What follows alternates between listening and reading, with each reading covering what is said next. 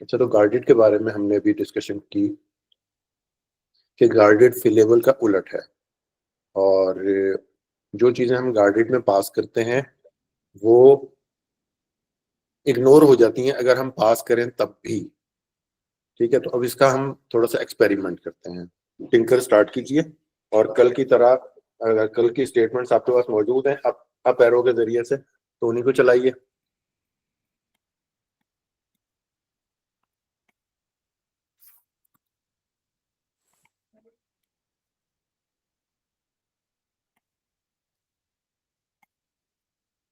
चला लूं उसको सर? जी चला लीजिए, नो प्रॉब्लम। हाँ, लेकिन इसमें सर ये डिस्क्रिप्शन है, ऊपर डिस्क्रिप्शन नहीं किया, कोई मसला तो नहीं होगा? जी देखते सर हैं क्या मसला होता है। चलिए चलिए, मसला तो होगा, अभी देखते हैं ना हो क्या रहा है। जी, इस एरर को पढ़िए और इसको समझने की कोशिश कीजिए। ये कह रहा है जनरल एरर है, field name does not have default value, connection with MySQL insert into categories. जी, ऐसा क्यों हो रहा है जी? अपडेट एट आज हमारा क्रिएटेड। ये टॉपिक है कि ऐसा क्यों हो रहा है, जबकि हमने तो नेम पास किया। जी जी मरियम, चित्रा, किरण, क्योंकि हुजैफा। इनको इग्नोर कर रहे हैं इस वजह से, क्योंकि गार्डेड यूज किया। जी, क्योंकि गार्डेड यूज किया है हमने। हुजैफा को समझ आई ये बात, किरण को, चित्रा, ये समझ में आना बहुत जरूरी है।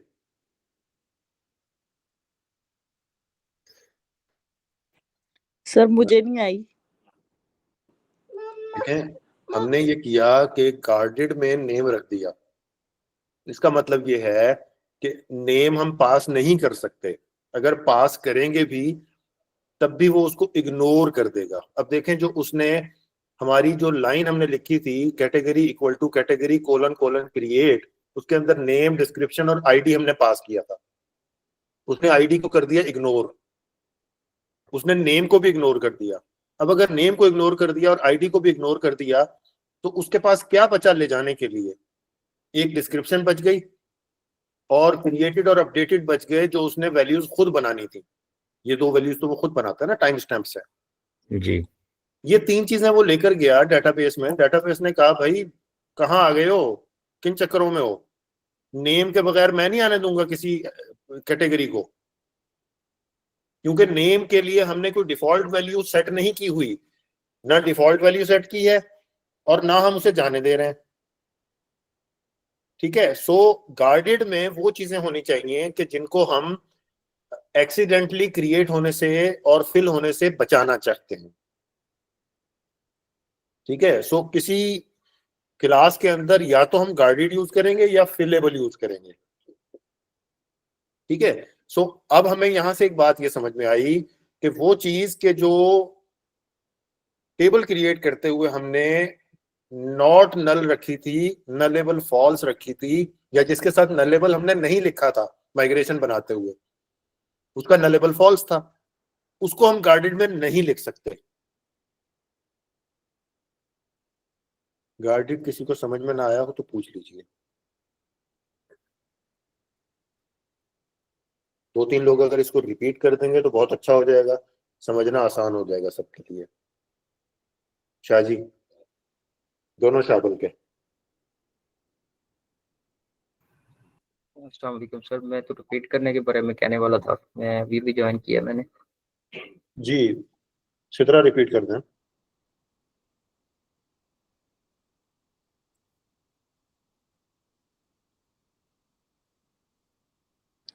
सर वो मेरे नेट का इशू आ गया, मैं सुना ही नहीं, मैं अब दोबारा वाईफाई कनेक्ट कर रही थी। ओके जी, कौन बताएगा? मरियम, खुजैफा। सर गार्डेड का मुझे समझ में आया कि जिस चीज़ की हमें नीड ना हो वो हम इसमें रख सकते हैं ताकि वो इग्नोर कर देगा उसको, और जो चीज़ एक्स्ट्रा होगी जैसे कि डिस्क्रिप्शन और क्रिएटेड अपडेटेड वो उसको ऐड कर देगा, माइग्रेशन उसकी रन हो जाएगी। लेकिन जो आपने ये बात कही है ना कि नल लेबल वाली, वो चीज़ समझ नहीं है मुझे कि जो नल लेबल होगी वो इसमें नहीं रखेंगे या नल लेबल वाली रखेंगे। देखें, नलेबल किसे कहते हैं हम? सबसे पहले इसी पे बात कर लें, नलेबल का क्या मतलब है? जो जैसे कि फॉर सपोज डिस्क्रिप्शन है वो ऑप्शनल है, हम रख भी सकते हैं और नहीं भी, तो उसके हाँ आगे हम नलेबल रखते हैं। जी जी जी तो जी, इसको खाली जो छोड़ा जा null- सकता है, नल छोड़ा जा सकता है इसको, राइट? जी, नलेबल का ये मतलब है। तो मेरे ख्याल से मुझे समझ में आया कि नलेबल जो है वो हम गार्डेड में रख सकते हैं। जी, नलेबल गार्डेड में रख सकते हैं, लेकिन गार्डेड में रखने के लिए नलेबल होना जरूरी नहीं है, ठीक है? या काफी नहीं है, काफी नहीं है, जरूरी तो शायद है, क्योंकि जो चीज नलेबल नहीं है इसका मतलब है उसकी वैल्यू ऑब्जेक्ट को क्रिएट करते हुए लाजमी पास करनी पड़ेगी, ठीक है? अच्छा, इसका मतलब ये नहीं है कि हम इन चीजों को फिल नहीं कर सकते, हम इन चीजों को क्रिएट के अंदर पास करते हुए फिल नहीं कर सकते, इनको किसी और तरीके से प्रोवाइड कर सकते हैं, ठीक है? मिसाल के तौर पे हम एक और फंक्शन बना दें जो कि क्रिएट करने से पहले, सेव करने से पहले जो है ना वो उसकी वैल्यू कैलकुलेट करके रख दे, ठीक है? मैं चैट जीपीटी से पूछता हूँ, I need an example of guarded in Laravel, वो मुझे इसकी जरूरत समझाएगा।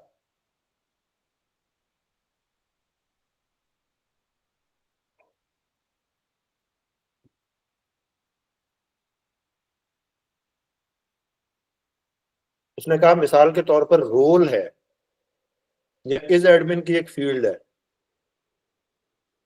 ठीक है? तो ये चीज जो है ना वो हम गार्डेड में रख सकते हैं, रखनी चाहिए हमें।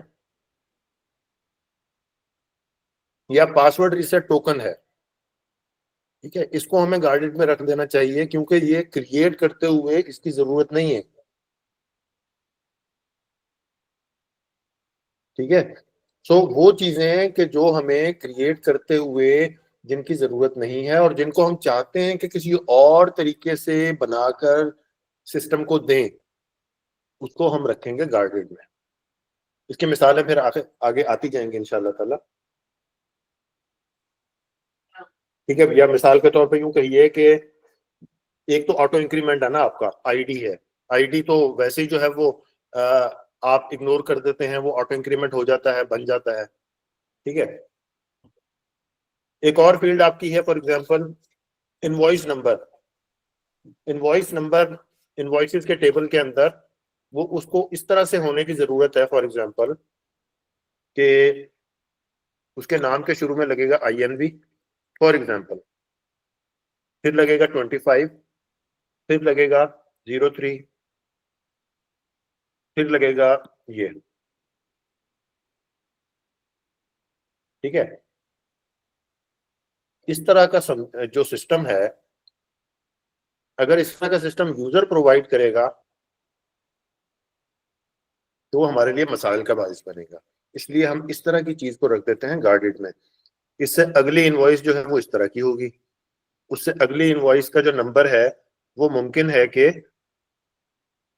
इस तरह से हो 19,200 और उसके साथ 04 आ गया हो। ये इनवॉइस का पैटर्न समझ में आ रहा है आप लोगों को? मैंने क्या लिखा है, क्या लिखने की कोशिश की है? तो देख नहीं रहा, आप मीटिंग में बता रहे हैं। जी आप तो नहीं देख रहे, बाकी लोग शायद देख रहे हैं। जी सर, आ रहा है, समझ आ रहा है सर।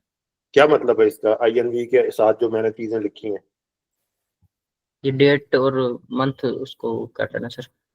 जी, और आगे नंबर है सर, आगे उसका इनवॉइस नंबर है, जी। ठीक है? तो हो सकता है कि एक इनवॉइस जो है वो तीसरे महीने में जनरेट हुई है, दूसरी चौथे महीने में जनरेट हो रही हो, लेकिन उनका सीरियल एक ही चल रहा हो। तो ये चीज अगर हम यूजर के हाथ में दे देंगे कि क्रिएट करते हुए प्रोवाइड कर दो, ये प्रॉब्लम करेगी।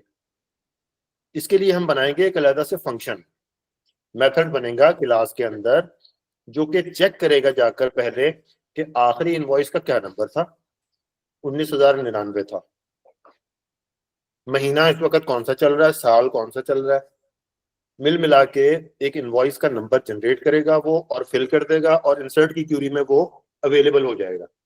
Is that clear now? जी सर। सो फिलेबल भूल तो नहीं गया?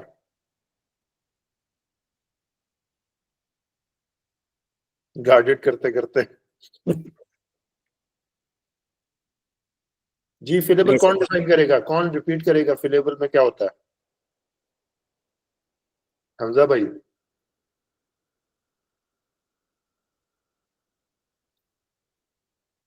मौजूद है?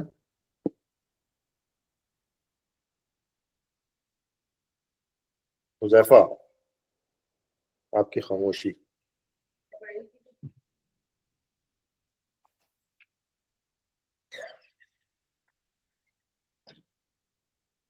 हुजैफा भी नहीं मौजूद।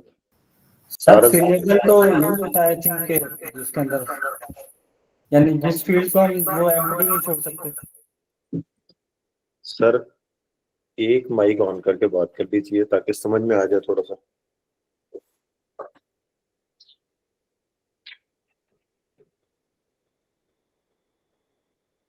हेलो,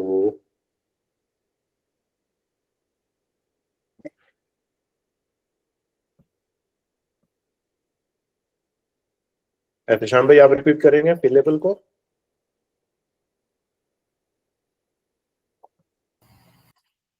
सर कोई एग्जैक्ट नहीं मैं बता सकता। अच्छा, मरियम, ताराज, एनीवन? जो डेटा मैंडेटरी हो वो हमें फिलेबल में रखना होता है कि जो यूज़र फिल कर सके।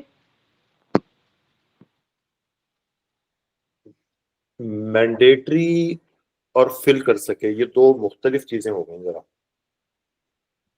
वो चीजें कि जो हम यूजर को, यानी होता तो प्रोग्रामर ही है, यूज़र को अलाउ करें जो चीज़ें उनके वो फिल अलाउ कर कर रहे हैं कि क्रिएट करते हुए प्रोवाइड की जा सके यूजर इनपुट के जरिए से, ठीक है, सकें।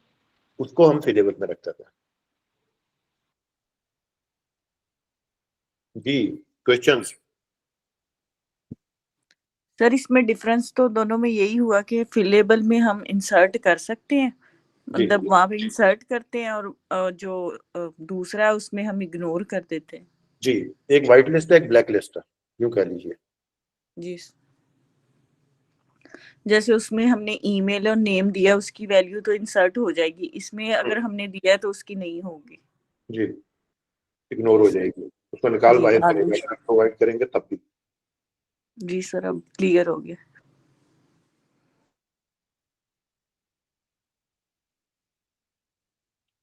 अच्छा जी, तो आइए फिर इसको ठीक कर लें भाई। कोड ठीक पे है। आए, वीएस कोड पे आए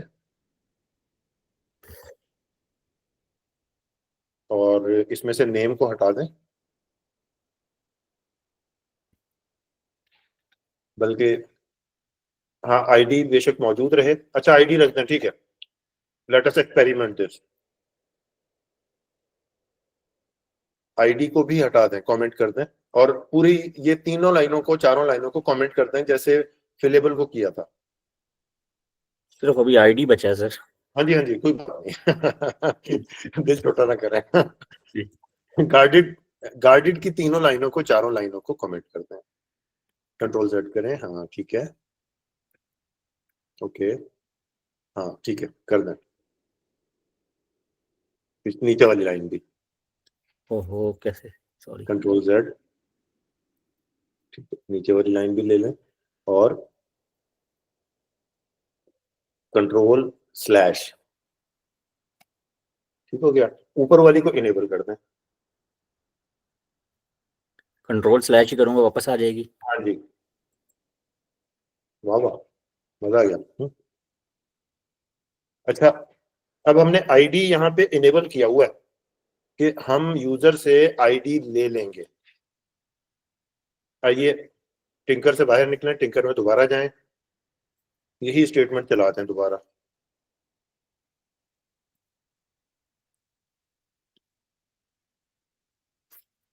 ठीक है, एंटर। क्या कह रहा है? कंस्ट्रेंट है सर, क्योंकि वो डुप्लीकेट हो गई है ना एंट्री, पहले मेरे पास सेव है 1 में। तो इसलिए हमें आईडी को तो रखना चाहिए, इग्नोर ही रखना चाहिए, यानी फिलेबल में नहीं रखना चाहिए। जी। अच्छा, अब आईडी हटा दें यहाँ से, लाइन नंबर 13 को कमेंट कर दें या डिलीट कर दें? सर ये दोनों एक साथ नहीं चल सकते फंक्शन?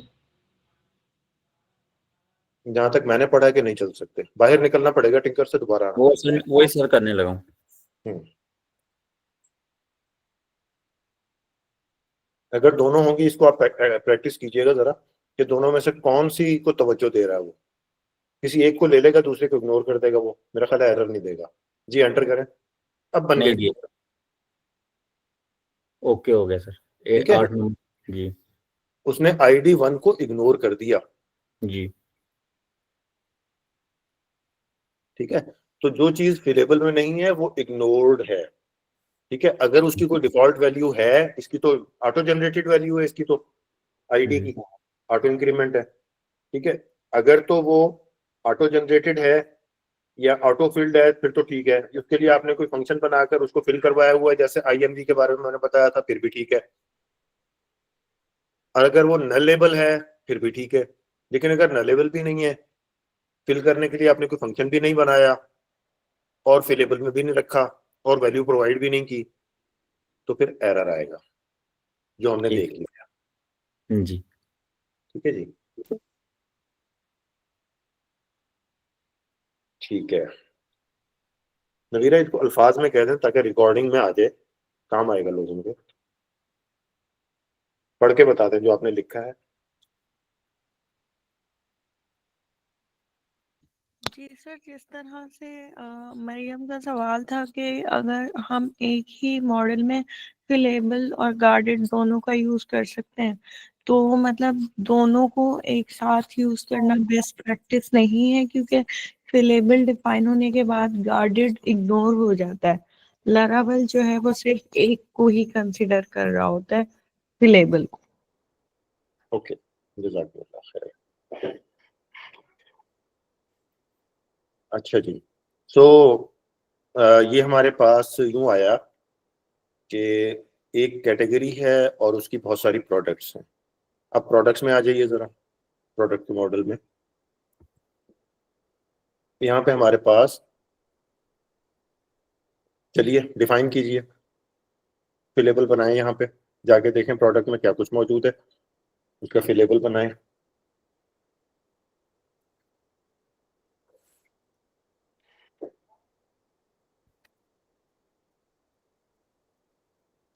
कैटेगरीज है ये रहा सर, ये प्रोडक्ट्स।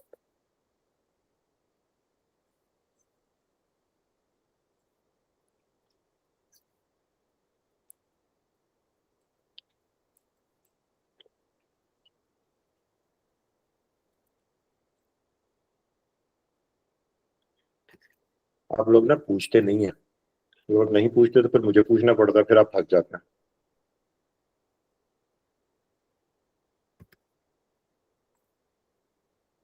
तो अगर कोई नहीं पूछ रहा तो फिर हंसने लगे आप सब लोग। ये बताएं, ये प्राइवेट और पब्लिक क्या होता है और ये प्रोटेक्टेड क्या होता है?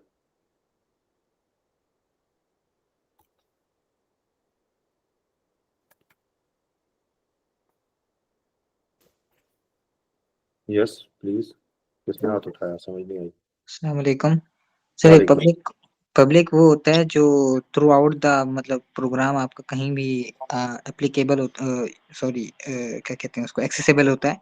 आप भले उसको मतलब ब्लॉक के बाहर यूज भी कर सकते हैं, लेकिन प्राइवेट में ये होता है कि हम प्राइवेट डिफाइन करके उसको ना एक ब्लॉक ऑफ मतलब ब्लॉक तक ना उसको वो कर देते हैं, बाउंड कर देते हैं, उसके बाहर वो यूज नहीं हो सकता। मतलब ये प्राइवेट का मतलब वर्ड से उससे पता चल रहा है कि वर्ड से ही कि प्राइवेट चीज है तो वो एक्सेसिबल, उस पे मतलब कंडीशन होगी या वो मतलब आपका बाउंड होगा वो एक जगह तक, हर जगह एक्सेसिबल नहीं होता वो। बाकी पब्लिक हर जगह एक्सेसिबल होता है। जी, उसामा, जज़ाकल्लाह खैर। वालेकुम अस्सलाम वरहमतुल्लाह। जी सर, पब्लिक का सिर्फ यानी कि एक से ज़्यादा क्लासेस के अंदर भी इस्तेमाल किया जा सकता है, यानी किसी की जगह पर भी इस्तेमाल कर सकते हैं, किसी और क्लास में भी। और जबकि प्राइवेट सर सिर्फ एक ही क्लास में इस्तेमाल किया जाता है, और प्रोटेक्टेड किसी दूसरी क्लास में इस्तेमाल किया जाता है, जैसे दूसरी क्लास किसी के साथ इनहेरिट हो तब इस्तेमाल किया जा सकता है सर। जी ठीक है, उसी बात को कोई रिपीट करना चाहे जरा मुख्तलिफ अल्फाज में।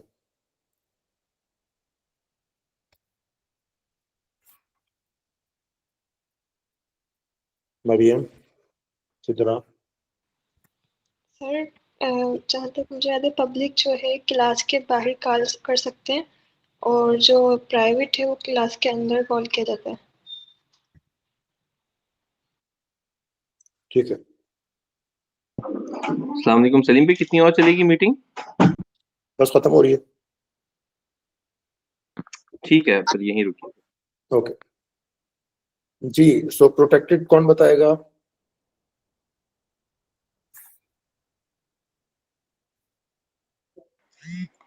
सर प्रोटेक्टेड जो होता है ना वो हमारी सेम क्लास या उसकी जो सब क्लास होती है ना, जैसे उन्होंने इनहेरिटेंस की बात की, उसके अंदर सिर्फ एक्सेसिबल होता है जो प्रोटेक्टेड है। बाकी जो पर प्राइवेट का मैंने बताया, बाकी पब्लिक आपको थ्रू आउट द मतलब कहीं भी प्रोग्राम में कहीं भी एक्सेसिबल होता है। जी ठीक है, जज़ाकल्लाह खैर। आपको समझ आ गया? मैं उम्मीद ठीक करता हूँ कि समझ में आ गया होगा, क्योंकि आप कुछ नहीं पूछ रहे तो फिर अब यही करना पड़ेगा। सर आईडी भी देना है या नहीं? नहीं, आईडी तो नहीं देना चाहिए। ऑटो इंक्रीमेंट रख दिया आईडी तो फिर वो नहीं देना चाहिए। ठीक है सर। जी ठीक है। तो इस पे प्रैक्टिस हम कल ही करेंगे इंशाल्लाह ताला। इसमें कैटेगरी आईडी का भी एक कॉलम मौजूद है, ये भी होना चाहिए। चले मैं वो कर लेता हूँ सर। जी उसामा। सर मेरा सवाल था कि जो सर हम ये काम कर रहे हैं, क्या सर ये गिटहब पर भी पुश किया जा रहा है या सिर्फ सबने अपना अपना ही करना है सर? वो इसलिए क्योंकि सर अगर है तो सर हमने पुल ले लिया था, अगर वहाँ पर पुश किया हुआ तो हम पुल ले लें, मैं इसलिए पूछ रहा था सर। जी आप कहेंगे और आप लोग चाहेंगे तो जरूर ऐसा होगा, लेकिन एक बंदा जी अगर सर। काम कर रहा है, रोजाना ड्राइविंग सीट पे वही आ रहा है, उसी की बारी आ रही है, वही प्रैक्टिस कर रहा है गाड़ी चलाने की, बाकी लोग सिर्फ देख रहे हैं, तो यकीन माने जो लोग देख रहे हैं वो समझ नहीं पाएंगे, वो नहीं ड्राइव नहीं कर पाएंगे गाड़ी को। जो सिर्फ देख कर समझ रहे हैं कि हाँ जी सब समझ में आ गया, यूं गियर लगता है, यूं गाड़ी को घुमाया जाता है, और सामने अगर कुछ आ जाए तो ब्रेक इस तरह लगानी है, सिर्फ देख रहे हैं और प्रैक्टिस नहीं कर रहे, वो नहीं कर पाएंगे। ओके, मीटिंग हमारी मजीद एक और मीटिंग है इसके बाद, तो मैं जी महबूब भाई फिर इसको पुश कर दीजिएगा आप कोड को, फिर हम पुल ले लेंगे, इसका मजीद देखेंगे फिर उसके बाद। चलें इसको पुल कर देते हैं। जी ठीक है। जज़ाकुमुल्लाह खैर। अस्सलाम वालेकुम। किसी को कोई सवाल नहीं है गालिबन, राइट?